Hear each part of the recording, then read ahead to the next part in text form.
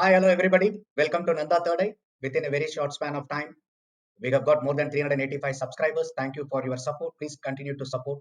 If you have not yet subscribed to my channel, please do so and also press the bell button. If you like the video, please share it with your friends and families. In this video, we are going to see in depth on black economy. First, let us understand what is black money is. The money that is generated by activities that are kept secret in the sense that these are not reported to the authorities. As this money is also not accounted to the fiscal authorities, generated through both legal and illegal activities. Black money is that portion of the income of a nation that remains illegally undeclared either as a result of payment in kind or as a means of tax avoidance. Now let us see the key issues of black money. Most of us are thinking that the impact of black economy is just economic, but it is social and political. If you are not having the right roads, not having proper air to breathe, good water to drink, a good infrastructure to live, and no sufficient medical healthcare facilities, these are all outcome of black economy. And political issue. If you see in an election, people with good intention to serve the countries cannot participate in electoral politics because this black money is making the people to spend amount more than what it is allotted or allocated by the Election Commission of India. A MLA can spend up to maximum 30.8 lakhs and a MP can spend around 77 lakhs in an election. But you would have seen that these people have been spending crores and crores of rupee, which is not allowing the right people to enter into the politics. Not only in public sector, but also in private sector. Misunderstanding about black money is that it is all cash, it is all in abroad, and it is through only illegal activities. It is all cash. Let us look into that. If you see the right hand side graph, which is the source of RBI, during March 2016, the value of currency in circulation was 16.4 lakh crores and the number of pieces of notes, that is the number of currency available, was 9 lakh. And demonetization was brought in, and after that if you see during March 20, the value of currency has increased to 24.2 lakh crores, which is an increase of 48 percentage, and also there is an increase of 29 percentage in the number of currencies. So the attacking on currency is a tiny portion of controlling the black economy, which we'll see later. And most of the times people think that all the black money are in foreign banks, Swiss bank. But a research article says that 10 percentage of the black money leaves India and 90 percentage of the money, the black money generated, stays in India. So a great amount of effort has to be taken to bring out those black money which was stashed away from the economical cycle. And there is another misunderstanding. It is through illegal activities only, but it can also be generated through legal activities. Say, for example, a person who is working in a government or private, he earns the money and he pays taxes. But with that money, he's constructing a house for rent or a shopping complex for rent, or he's doing a side business, or if he's a teacher, he's doing tuition, or he's taking classes for coaching classes. If he's not showing in his income and not paying the tax on it, then that all earned money also will become black. Now let us see the size of the black economy in India with respect to the GDP. In 1955-56, it was 4 to 5 percentage of the GDP was black economy. In 1970, it was 7 percentage. 80-81, it was 18 to 21%. 1991, it was 35%. In 1995 to 96, it was 40 percentage. And during 2012-2013, it has got increased to mammoth 62 percentage. So if you consider the GDP of India is 150 lakh crores, let us understand how much black wealth is generated. As we have seen in the previous slide, it is 62 percentage of the GDP is black money, that is 93 lakh crores. Now, if you understand the black wealth, it is minimum 3 times of this, which is 300 lakh crores. And if you convert it into US dollar, it is 4,399 billion. A UN report shows that the estimated cost for alleviating poverty and hunger across the world is $205 billion per year. And if you consider the black wealth what India is having, we could able to alleviate the world's poverty and hunger for next 21 years. Do you believe this? India is not a poor country. Now let us see how the generation of black income is coming through legal activities. The taxes are laid on profit, which is revenue minus cost. And there is a white profit which is shown on the balance sheet, that is declared revenue minus declared cost. And there is also another concept, that is black profit, that is off balance sheet profit, which is undeclared revenue minus overstated cost.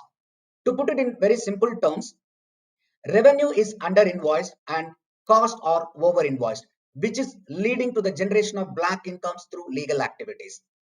Now let us see the most infamous corruption scandals of India. Before 1990s, the biggest scam was Burfers, and the value of that scam was 64 crores. And in 1991 to 96, there were 26 scams, out of which 13 scams are above 1000 crore INR. But after that, if you see all the scams, whichever is surfacing are all mega scams. That is what I have given on the right hand side. You see the security scam, it was 10,000 crores. Telgi scam, 20,000 crores. 2G Spectrum, 1,76,000 crores. Satyam Computers, 14,000 crores. Commonwealth Games, 70,000 crores. Colgate scam, 1,85,600 lakh crores. Mining scandal, 16,000 crores. Chopper Gate scam, 3,600 crores. Vijay Mallya scam, 9,000 crores. Punjab National Bank, 14,000 crores. See how much of black money is leading or getting generated through these type of mega scams. Now let us see how India is efficient in collecting the income tax. On the left hand side, if you see, during 2018, India could able to collect 2.5 percentage of GDP as income tax. But you see the other countries, the OECD countries, how efficient they are in collecting the income taxes. On the right hand side, if you see the tax revenue percentage to the nominal GDP quarterly basis, it has been given. If you could able to see here, during 2015, it has peaked out to 10.8 percentage, but now in the quarter ending 2020, we were hovering between 8 and 9. So this chart clearly shows that how much our system is inefficient to collect the taxes. Now let us see this GST revenue from different constitution of business. If you keenly look into this chart, this clearly shows that 97.5 percentage of the GST payers are from the top four category, that is public limited company, private limited, proprietorship and public sector undertaking. While the number of taxpayers from this four group is contributing 96.5 percentage, the GST revenue paid by them is 85 percentage to the overall GST revenue what we have collected. And in the last 4 years, 43 GST council meeting has happened. You see how much enormous confusion was there in the beginning. Until date, are we clear about this? No. Because we launched this with the slogan of one nation, one tax, but we have various slabs like 5, 12, 18, 28. So there is a lot of confusions, and every meeting there is a correction is happening. So this is leading to a very, very difficulty in compliance to the laws, and also a greater degree of red tapeism, which is preventing a common man to do the business very legally. Now, people are thinking that if they wanted to comply to the law and if they wanted to do the business in the right way, they have to struggle a lot. And but if they wanted to do it seconds without complying to the law, they are finding it easier. This situation should get changed. The people should feel very easy who wanted to do business by complying to the law, and who doesn't want to comply to that law, they should not be in a situation to do any business. To such a greater extent, this ease of doing business should get immediately addressed. And now in another report says that lot of dollar millionaires are leaving India. This report shows that from 2015 to 2019, 29,000 dollar billionaires. Who are those dollar billionaires? Billionaires, million means it's 10 lakh, dollar is 75. So it is a person who is having the worth of 7.5 crores worth have left India. That is 29,000 people who are having worth of 7.5 crores and above have left India in those 5 years. And what the reason they say is that it is primarily because of safety, women and child safety especially, lifestyle, financial concerns, schooling and educational opportunity for their children, work and business opportunities, taxes, healthcare system, standards of living. Of course, the standards of living in India is improving, but there is a very, very long way to go, and oppressive government. Please understand, please remember that this number is pertaining to only the dollar millionaires. But other than these 2 to 5 lakh people have migrated during this period to Dubai, UK, Singapore, etc. So what the point I wanted to bring it to is that it is not that only these 29,000 people or these 5 lakh people have left India, not only the individuals, but along with them, we have lost the opportunities also. Because if these dollar millionaires could able to invest in India, they could able to generate lot of opportunities for Indians. Say for example, if one person could able to generate an employment for 10 people, these 29,000 people would have created minimum 3 lakh jobs. Please understand the implication of this. Now we have understood what is black economy, what is the size of black economy, what are all the implications. Now let us see the measures to prevent and control black economy. I would like to give it in like a 10 points.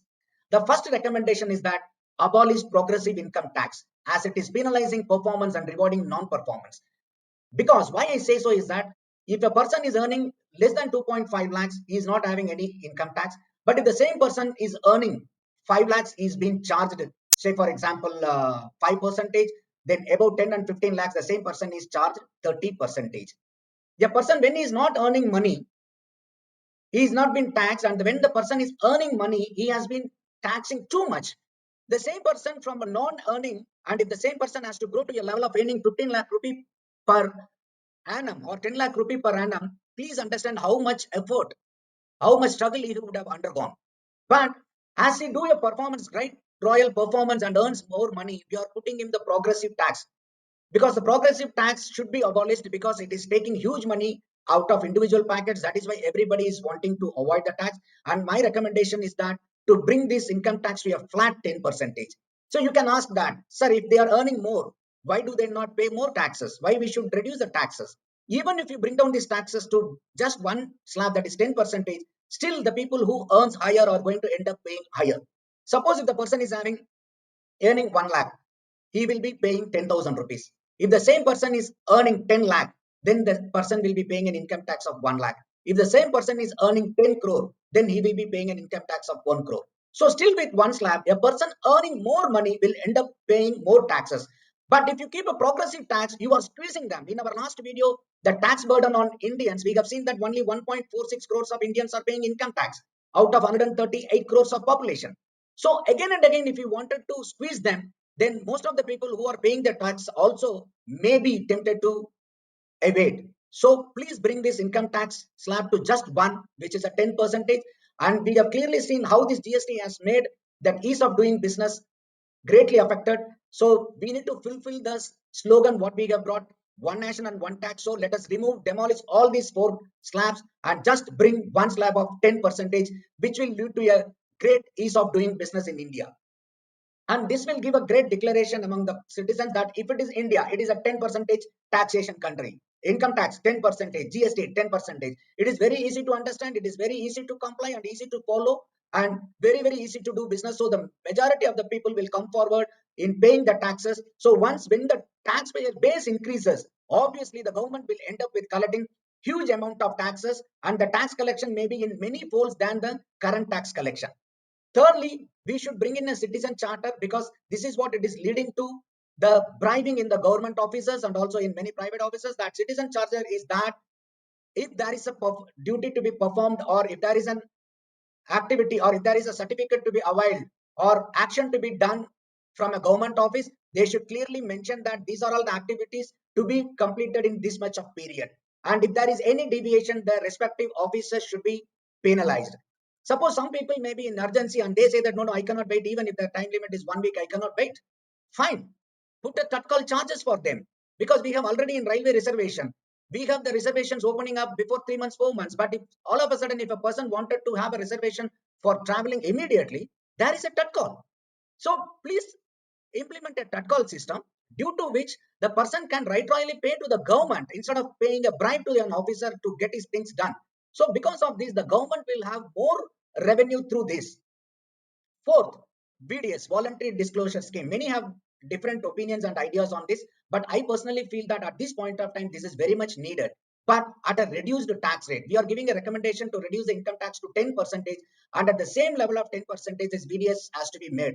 So far, more than 6 VDS schemes have been adopted in India, and not so great successful, because every time whenever we are doing this VDS, we wanted to charge them huge, because as a penalty 60 percentage, 45 percentage. So once when the person is not ready to pay the 30 percentage, that is why he's evading the tax. And if he wanted to do this now by 60%, 70%, 100% fines, he will not come forward. So please put us just a flat slab of 10%. Every black money will come out. And also, both state and all the state and central government should create a greater investment opportunity so that whatever the black money is coming out by paying these taxes, those individuals should find a good opportunity to invest their money to generate more economical activity and also more money in our to contribute more money to our GDP. Fifth is that we need to break this triad of corrupt politicians, businessmen, and executives. Everyone and everything should be brought under RTI. There should be no one excluded from this. So this will bring in a greater openness, and everybody should be covered, from chief minister, prime minister, president, Supreme Court judge, whomsoever it is. Everybody, nobody should be above the law. So everybody and everything should be brought under RTI and catch the big people, because what it is emerging, or what the common man thinks, is that for big people, there is no law applicable. Only for small people like us, all the laws are applicable. So please specifically catch the big people who are evading the taxes, who are creating the black money, who are involving in the corruption. Particularly, please catch the big people. Don't go and catch the small people and penalize. Specifically, catch the big people, the very famous big personalities. Penalize them, punish them, which will bring in a greater confidence in the citizens of India. Then every citizens will think that if these punishments are applicable for the greater people, then I also will be punished if I don't obey the law. So then everybody will comply the laws, and they will wholeheartedly pay the taxes properly to the government, which will increase the tax revenue again by many folds. 7, ban on the foreign banks which don't provide us the list of black money holders in their countries. Most importantly, every parent is responsible for controlling this black money, preventing the generation of black money, and preventing this black economy. Ethical parenting, because by mistake in the recent past, our parents have been teaching our kids that money is everything. Money is important for livelihood, but money is not everything. This needs to be very clearly taught to the children by the parents. Unless and otherwise parents does this in their home, it will be very difficult for the government to control the generation and generation of black money and preventing this black economy. So the parents plays a greater role in controlling this black economy. And most importantly, as a 9 point, the citizens should be politically very alert. They have to vote consciously in the nation's interest and in the state's interest, but not on the lines of caste, creed, language, communal lines. And most importantly, nobody should vote for cash. That is a crime. That is a heinous crime. And finally, if you could able to implement all these suggestions, every citizen in India will become ethical citizens, and the ethical citizens could elect an ethical government, and our economy, no need to worry about whether it is a black economy or white economy. Our Indian economy will be an ethical economy and a great example for the whole world. So I will meet you in the next video. Those who have not yet subscribed to our Nanda Third Eye channel, please do subscribe and also press the bell button. If you like this video, please kindly share with your friends and families. I will see you on another video. Bye bye.